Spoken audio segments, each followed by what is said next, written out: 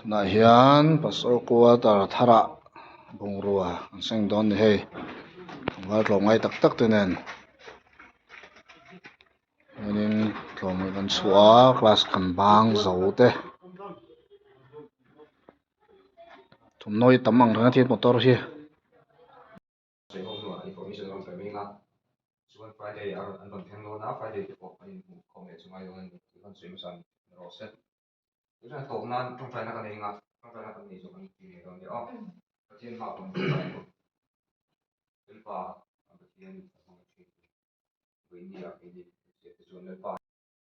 tunah hian pasaw quarter thar tura thil bungrua te kan senga carpet kan phah e kan la bang lo ni mi te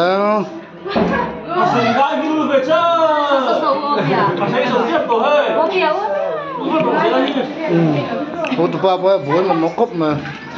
rồi xéo thấy này carpet phá tủ riêng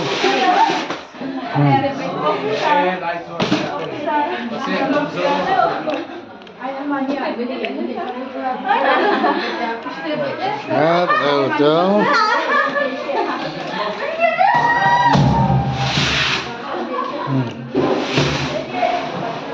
đây là chậu cá lắm phá lại mấy cái này hậu tủ thế